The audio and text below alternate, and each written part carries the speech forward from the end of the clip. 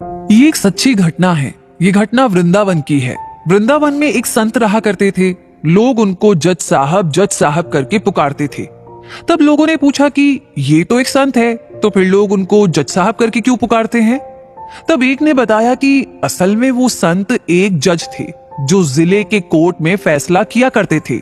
जिले के गांव में एक केवट रहा करता था जो एक शिव भक्त था। वो भोला था।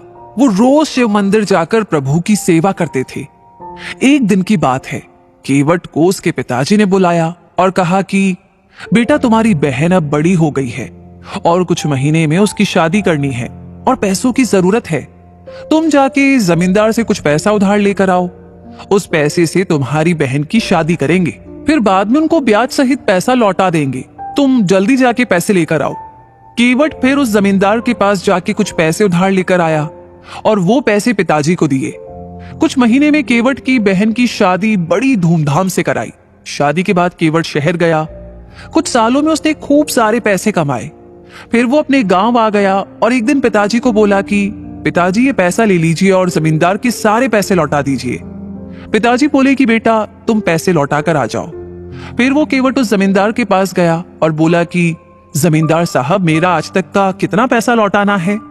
जमींदार ने फिर सारा हिसाब देखा और बोला कि इतने पैसे ब्याज सहित देने हैं। केवट ने वो सारे पैसे लौटा दिए। फिर जमींदार ने उसे एक पर्ची दे दी जिसमें लिखा था कि केवट ने मेरा सारा हिसाब चुकता किया है, अब इसका कुछ भी ऋण बाकी नहीं है।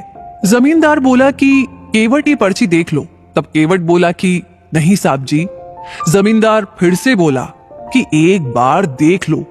तब केवट बोला कि कोई बात नहीं साहब जी, वो तो मेरे शंकर जी ही जाने। जमींदार ने सोचा कि ये केवट काफी भोला है, क्यों ना इससे ज्यादा पैसा कमाऊं। फिर जमींदार ने दूसरी पर्ची निकाली और उसमें लिख दिया कि केवट ने मेरे पैसे अब तक नहीं लौटाए हैं, और पहली वाली पर्ची एक पुस्तक में रख दी। अब दूसरे दिन जमींदार ने केवट के घर एक पर्ची भेज दी। उसमें लिखा था कि अगर मेरे सारे पैसे नहीं लौटाए तो मैं कोर्ट में केस कर दूंगा। ये देख के केवट और उनके पिताजी घबरा गए। वो समझ गए कि जमींदार उनको फंसाने की कोशिश कर रहा है। वो लोग अपनी जिद पर अड़े रहे कि उन्होंने सारा पैसा लौटा दिया है। कुछ दिन बाद उस जमींदार ने केवट के ऊपर जिले के कोर्ट में केस कर दिया। कुछ दिनों के बाद केवट को कोर्ट में से समन आ गया। अब तो केवट को कोर्ट में हाजिर होना ही था। वो दिन आ गया जब केवट को कोर्ट में हाजिर होना था। केवट पहले भोले शंकर जी के मंदिर गया और वहां से कोर्ट गया। कोर्ट में उसको जज साहब, जो कि आज संत है, उन्होंने पूछा कि केवट, तुमने जमींदार के पैसे क्यों नहीं लौटाए? तब केवट बोला कि जज साहब, मैंने सारे पैसे लौटा दिए हैं, ये जमींदार झूठ बोल रहा है। तब जज साहब बोले कि पैसे लौटाते समय तुम्हारे अलावा और भी कोई वहां पर मौजूद था? तब केवट बोला कि वो तो शंकर जी जाने। जज साहब बोले कि वहां पर शंकर नाम का कोई व्यक्ति मौजूद था क्या? केवट बोला कि हाँ हाँ, वहां पर मेरे शंकर जी मौजूद थे, उनको सब पता है। तब जज साहब बोले कि शंकर जी कहाँ रहते हैं, उनका जरा पता बताओ। तब केवट बोला, वो तो मंदिर में रहते हैं। जज साहब ने सोचा कि कोई पुजारी होगा जिसका नाम शंकर है। जज साहब ने शंकर के नाम का वारंट निकाला और अपने सिपाही से बोला कि ये वारंट लेकर उस मंदिर में जाओ और शंकर जी को दे आओ। सिपाही तुरंत वारंट लेकर निकल गया। कुछ देर के बाद वो मंदिर पहुंच गया। पुजारी से बोला कि यहाँ शंकर नाम का व्यक्ति कौन है, उनके नाम पर ये वारंट है, उनको बुलाइए। तब पुजारी बोला कि शंकर जी तो देवों के देव महादेव जी है। तब सिपाही बोला, ये वारंट तो उन्हीं के नाम पर है, उनको कोर्ट में हाजिर होना पड़ेगा। फिर पुजारी ने वो वारंट लिया और प्रभु के चरणों में रख दिया और बोला कि हे प्रभु, आज तक आपके चरणों में कई सारे पकवान, आभूषण, वस्त्र आए हैं, मगर आज पहली बार एक वारंट आया है। प्रभु, अपने भक्त की लाज रखना। आखिर वो दिन आ गया। आज प्रभु को कोर्ट जाना है गवाही देने।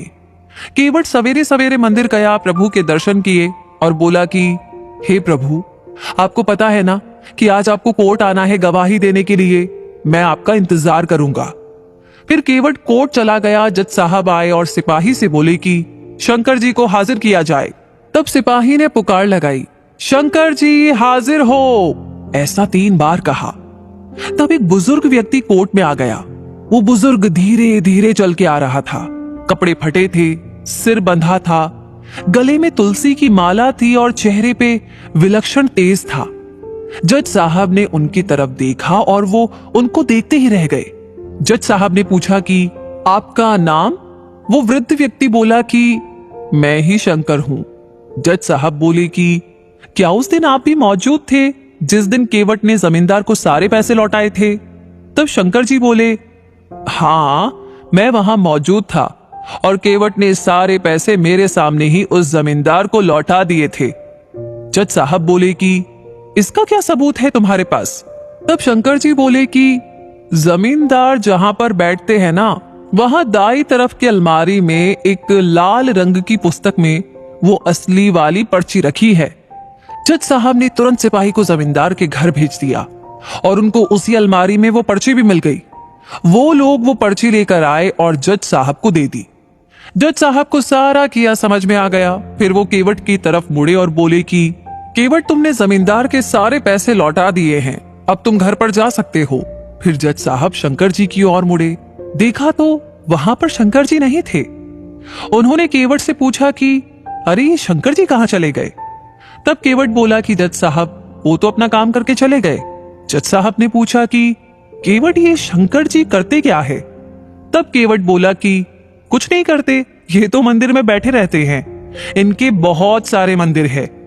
ये सुनकर जज साहब अचरज में पड़ गए।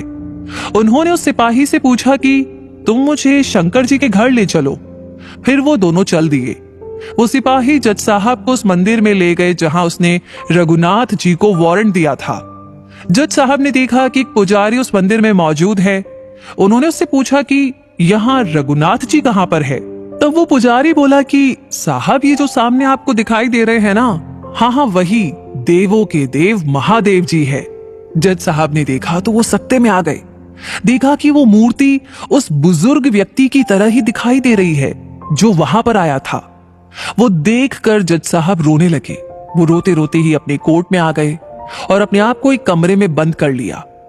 दूसरे दिन जज साहब ने अपना इस्तीफा दे दिया। जब उनसे पूछा गया तो वो बोले कि जिसकी अदालत में एक दिन सबको जाना है, वो पालनहार आज मेरी अदालत में आए थे और मैं बैठा रहा और वो खड़े थे। मैंने बहुत बड़ी भूल कर दी, उनको पहचाना तक नहीं। लोगों के जीवन का फैसला करने वाले को ही फैसला सुना रहा था। दोस्तों, जानते हैं आप, आज भी वो जज साहब वृंदावन की गलियों में घूमते नजर आते हैं। हर रोज वो प्रभु के दर्शन मंदिर के बाहर से ही करते हैं और वो भी खड़े रह के। तो दोस्तों, सच्चे मन से की गई भक्ति में ही भगवान रिझ जाते हैं। भगवान को सिर्फ और सिर्फ सच्ची भक्ति और प्यार चाहिए, इनसे ही वो खुश हो जाते हैं। इसी के साथ ये कहानी यहीं पर समाप्त होती है। ये कहानी, ये वीडियो आपको कैसा लगा कमेंट सेक्शन में लिख करके अपनी राय हमें जरूर बताइएगा। लाइक ऑलरेडी आपने कर दिया है तो इस कहानी को ज्यादा से ज्यादा लोगों के साथ शेयर करना बिल्कुल ना भूलें। बाकी हमेशा ऐसी कहानियां आपको समय समय पर मिलती रहे, उसके लिए हमारे पेज को फॉलो करना बिल्कुल ना भूलें। मिलेंगे बहुत जल्दी ही नई कहानी के साथ। तब तक के लिए आपसे कहूंगी धन्यवाद।